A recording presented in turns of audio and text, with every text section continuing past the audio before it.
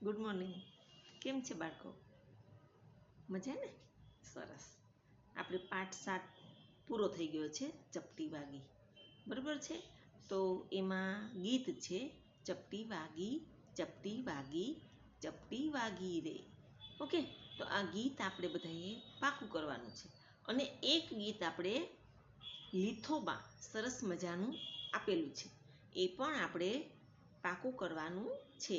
હવે જુઓ, આ બંને ગીત આપણે આજે ગાવાના છે. આની અંદર જે શબ્દો આવે છે એ શબ્દો તમારે ધ્યાનથી વાંચવાના છે અને હસ્વઈ દીર્ઘઈ હસ્વ દીર્ઘઉ વાળા શબ્દો છે, એનો ઉચ્ચાર તમારે વ્યવસ્થિત કરવાનો છે. ઓકે, તો પહેલાં આપણે બંને ગીતો ગાઈ લઈએ. ઓકે, તો ચપટી વાગી અને બા મને ચપટી વગાડતા આવડી ગઈ. ઓકે, તો આ બંને ગીત આપણે એકવાર ગાઈ લઈએ. તો જુઓ, ચપટી વાગી ચપટી વાગી રે, ચપ ચપ ચપ ચપ ચપટી વાગી રે, ચપ ચપ ચપ ચપ ચપટી વાગી રે. હાલતા ચાલતા ચપટી વગાડું, લાગતા વાંચતા ચપટી વગાડું, હાલતા ચાલતા ચપટી વગાડું, લખતા વાંચતા ચપટી વગાડું. ચપટી વાગી ચપટી વાગી રે, ચપ ચપ ચપ ચપ ચપટી વાગી રે. દોડતા કૂદતા ચપટી વગાડું, દોડતા કૂદતા ચપટી વગાડું, ખાતા પીતા ચપટી વગાડું, ખાતા પીતા ચપટી વગાડું. ચપટી વાગી ચપટી વાગી રે, ચપ ચપ ચપ ચપ ચપટી વાગી રે. ભાઈના કાનમાં ચપટી વગાડું, ભાઈના કાનમાં ચપટી વગાડું, બેનના કાનમાં ચપટી વગાડું, બેનના કાનમાં ચપટી વગાડું. ચપટી વાગી ચપટી વાગી રે, ચપ ચપ ચપ ચપ ચપટી વાગી રે.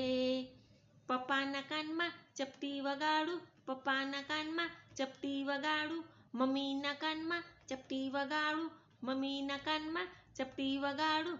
ચપટી વાગી રે, ચપ ચપ ચપ ચપ ચપટી વાગી રે, ચપ ચપ ચપ ચપ ચપટી વાગી રે. આ રીતે સરસ મજાનું ચપટી વાગી એ ગીત છે. તમારે બધાએ લર્ન કરી લેવાનું છે. ઘણાએ લર્ન કરી લીધું છે, ગાયું છે અને વિડીયો પણ મોકલ્યો છે. આ રીતે બધાએ પાકું કરી લેવાનું છે એકવાર સાંભળીને. ઓકે, ત્યાર પછી છે આપણું લીથોનું મસ્ત મજાનું એના જેવું જ ગીત. આમાં આપણે ચપટી વગાડતા આવડી ગઈ છે, પૂરેપૂરી ચપટી વગાડતા આવડી ગઈ છે. અને બાને અને મમ્મીને, બા એટલે અહીંયા મમ્મી લેવાના છે. ઓકે, બા એટલે મમ્મી અને બા એટલે તમારા દાદી બા હોય એને પણ બા કહી શકાય. ઓકે, તો અહીંયા બા એટલે મમ્મી લીધા છે. તમે બાને, દાદી બાને બા કહેતા હશો, કે છો ને બા? ઓકે, તો પહેલાંના જમાનામાં પોતાના મમ્મીને પણ બા કહેતા હતા અને દાદી બાને મોટા બા કહેતા હતા. ઓકે, આ રીતે તમારે શબ્દો સમજવાના છે. તો આમાં આપણે એવું શીખવા મળશે કે બા મને ચપટી વગાડતા આવડી ગઈ છે. ખુશ થઈ છે. તમારા જેવા નાના નાના ભૂલકાઓ, બાળકો ખુશ થાય છે અને એના મમ્મીને કહે છે કે બા જો મને ચપટી વગાડતા આવડી ગઈ છે. અને એ ચપટી કેવી રીતે વાગે છે એ તમારે જોવાનું છે. એને કેટલી સરસ રીતે કલ્પના કરીને બંદૂક સાથે ને બિલ્લી ભગાડું ઝટઝટ ચપટીથી, પછી કપડાં ધોવે ધબ, એટલે ચપટીને જેમ મમ્મી કપડાં ધોતી હોય એના તાલમાં વગાડે છે. પછી બિલ્લીને ભગાડવી હોય તો એ રીતે બિલ્લીને ભગાડે છે. પછી પાણીમાં છપછપ કરતા હોય ત્યારે એ તાલમાં પણ ચપટી વગાડે છે. એટલે જેમ તમને ચપટી વગાડતા આવડી જશે એમ તમે અલગ અલગ ઢાળમાં ચપટી વગાડતા શીખી જશો. એક ચપટી, બે ચપટી, એકારે બે, પછી એક, એકારે ત્રણ, પછી બે, પછી એક, એવી રીતે તમે ચપટી પણ અલગ અલગ રીતે વગાડી શકો. પછી મમ્મી ક્યારેક કપડાં ધોતી હોય ત્યારે ધબ ધબ ધબ થતું હોય ને, તો ત્યારે એક એક એક એક એવી રીતે ચપટી વગાડવાની. એટલે આ રીતે તમે મમ્મીના કામમાં, પછી તમારી રમતના સમયમાં એના તાલમેળ સાથે તમે ચપટી વગાડો. ઓકે, તો ચપટી તમારે બધાએ વગાડતા શીખી જવાની છે. આપણે પાઠમાં આવે છે ને, તમે મોટા થઈ ગયા છો ને. ઓકે, તો હવે આપણે ગાઈએ. બા મને ચપટી વગાડતા આવડી ગઈ. બા મને ચપટી વગાડતા આવડી ગઈ. બા મને ચપટી વગાડતા આવડી ગઈ. મારી ચપટી વાગે છે પટ પટ પટ. મારી ચપટી વાગે છે પટ પટ પટ. જાણે ફૂટે બંદૂકડી ફટ ફટ ફટ. જાણે ફૂટે બંદૂકડી ફટ ફટ ફટ. પેલી બિલ્લી ભાગે છે ઝટ ઝટ ઝટ. પેલી બિલ્લી ભાગે છે ઝટ ઝટ ઝટ. બા મને ચપટી વગાડતા આવડી ગઈ. બા મને ચપટી વગાડતા આવડી ગઈ. તું કપડાં ધુએ ભલે ધબ ધબ ધબ. તું કપડાં ધુએ ભલે ધબ ધબ ધબ. હું પાણીમાં નહીં કરું છબ છબ છબ. હું પાણીમાં નહીં કરું છબ છબ છબ.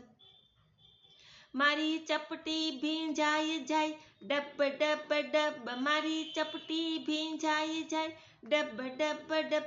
બા મને મુન્ની રમાડતા આવડી ગઈ.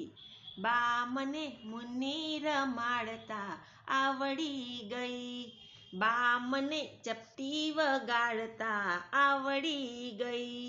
બા મને ચપટી વગાડતા આવડી ગઈ. મારી ચપટી વાગે છે પટ પટ પટ. મારી ચપટી વાગે છે પટ પટ પટ. બા મને બિલ્લી ભગાડતા આવડી ગઈ. બા મને બિલ્લી ભગાડતા આવડી ગઈ. ઓકે, આ રીતે સરસ મજાનું ગીત છે. પછીની કડી છે બા મને ચપટી વગાડતા આવડી ગઈ.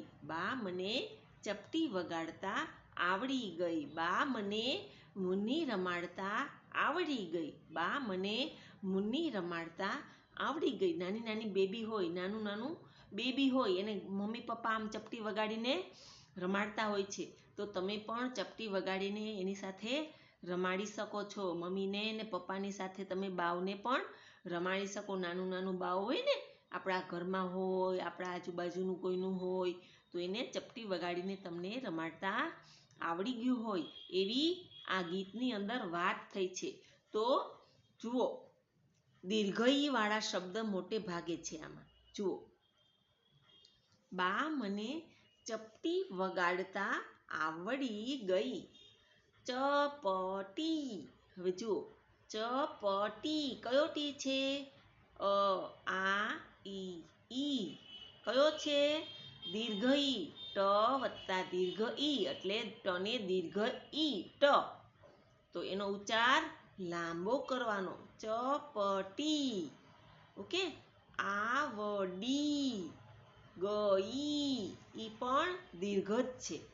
મારી ચપટી વાગે પટ પટ પટ. જાણે ફૂટે બંદૂકડી. બંદૂકડી. જુઓ, જાણે ફૂટે. ફૂ પણ કેવો છે? દીર્ઘ ઉ. ફ વત્તા દીર્ઘ ઉ એટલે ફને દીર્ઘ ઉ ફૂ એટલે ફૂ એવો લાંબો ઉચ્ચાર કરવાનો છે. ફૂટે બંદૂકડી. બંદૂક એવી રીતે બોલવાનું. લાંબા ઉચ્ચારથી દીર્ઘ ઉ હોય ત્યારે બોલવાનું. પછી દીર્ઘઈ હોય ત્યારે પણ લાંબો ઉચ્ચાર કરવાનો. ઓકે, પછી જુઓ નીચે કયો શબ્દ આપ્યો છે? પેલી બિલ્લી. જુઓ, પેલી બિલ્લી. તો પેલી એને દીર્ઘ લ ને દીર્ઘ ઈ છે, અને બિલ્લી તો તો બી આપણે થોડો બોલ્યો છે, બિલ્લી. તો બિલ્લી, બી દીર્ઘ ઈ હસ્વ ઈ છે. બ વત્તા હસ્વ ઈ એટલે ટૂંકો ઉચ્ચાર કરવાનો, બિલ્લી. ટૂંકો ઉચ્ચાર કરીને બિલ્લી, લી છે એ પાછો દીર્ઘ ઈ છે એટલે બિલ્લી. આપણે બોલીએ છીએ ને બિલ્લી. એવી રીતે આ બિલ્લી શબ્દની અંદર બી નો ટૂંકો ઈ બોલીને ઉચ્ચાર કરવાનો છે, લીનો લાંબો ઈ કરીને ઉચ્ચાર કરવાનો છે. આ રીતે બિલ્લી ભગાડતા આવડી ગઈ. બરોબર છે? બિલ્લી ભગાડતા આવડી ગઈ. હવે જુઓ અહીંયા શું છે, તું કપડાં ધુએ ભલે. હવે તું અને ધુએ, વાહો તો ફૂટે, બંદૂકડી. તો તું ત વત્તા હસ્વ ઉ અને ધ વત્તા હસ્વ ઉ. તો બંનેનો ટૂંકો ઉચ્ચાર ઉનો કરવાનો છે. તું માથે મીંડું છે એટલે તું એવું બોલવાનું, તું એવું નથી બોલવાનું. તું કપડા ધુએ, ટૂંકો ઉ, ધનો ઉ સાથેનો ટૂંકો ઉ, ધુએ. ઓકે, આ રીતે હસ્વ ઉ છે એટલે એનો ઉચ્ચાર આપણે ટૂંકો કરવાનો. તમારે ખાસ યાદ રાખવાનું, આપણી બારાક્ષરી બોલીએ છીએ ને, ક, કા, કી, કી, કુ, કુ, એવી રીતે બોલીએ છીએ ને, એમાં અહીંયા પણ તું પછી દીર્ઘ ઉ હોય તો તું એવું બોલવાનું. ઓકે, તો અહીંયા ધુ અને તું બંને હસ્વ ઉ વાળા છે. પછી હું, હું. ઓકે, એમાં પણ હ વત્તા હસ્વ ઉ, હ ને હસ્વ ઉ, હું. ઓકે, પાણી, ણ વત્તા દીર્ઘ ઈ, ણ વત્તા દીર્ઘ ઈ એટલે પાણી, એવી રીતે થશે. નહીં, હ વત્તા દીર્ઘ ઈ, તો હની ઉપર મીંડું છે, અનુસ્વર છે, તો આપણે થોડુંક નાકમાંથી મ નો ઉચ્ચાર નીકળે એ રીતે બોલવાનું, નહીં. ઓકે, કરું, કરું એ પણ હસ્વ ઉ છે રની સાથે, તો કરું એવું બોલવાનું, ટૂંકું બોલવાનું, કરું. ઓકે, મારી ચપટી ભીંજાઈ જાય. મારી બધા જ અક્ષર દીર્ઘ ઈ વાળા છે. રી, ટી અને ભી પછી ઈ, એ બધા દીર્ઘ ઈ વાળા છે, તો એનો ઉચ્ચાર આપણે લાંબો કરવાનો છે. આ રીતે આપણે અત્યારથી જ ઉચ્ચારને ધ્યાનમાં રાખીને, જોડણીને ધ્યાનમાં રાખીને ઉચ્ચાર કરીશું તો તમે મોટા થશો ત્યારે એકદમ વ્યાકરણની દ્રષ્ટિએ અને ગુજરાતીય ભાષાકીય જ્ઞાન જબરું થશે તમારું. ઓકે, તો ક્યારેય પણ જોડણી ભૂલ ન થાય એવી રીતે તમારે લખવાનું છે. ઓકે, તો જોડણી ભૂલ ન થાય, ભલે તમારે 5 વાર ચેકવું પડે, 5 વાર ઇરેઝ કરવું પડે, પણ તમારે સાચું જ લખવાનું અને અક્ષર તો મોતી જેવા કરવાના, જેથી કરીને તમે મોટા થાવ ત્યારે પણ તમને સારા અક્ષરની જ ટેવ પડે. જો અત્યારે જ તમે ખરાબ અક્ષર કરશો તો મોટા થશો ત્યારે તમને સારા અક્ષરની પ્રેક્ટિસ કરતાં વાર લાગે છે. એટલે અત્યારથી જ સારા અક્ષરની પ્રેક્ટિસ કરશો તો તમને બધા જ કેટલું પણ લેસન હશે બધું જ તમારું અક્ષર સારા જ થશે, બધા જ લેસનમાં અક્ષર સારા જ થશે. આ રીતે આપણે ચપટી વાગી અને બા મને ચપટી વગાડતા આવડી ગઈ. આ બંને ગીત આપણે આજે ગાયા છે અને તમે બધાએ એની જોડણી, ખાસ તો તમને જોડણી માટે જ લખવા આપીએ છીએ.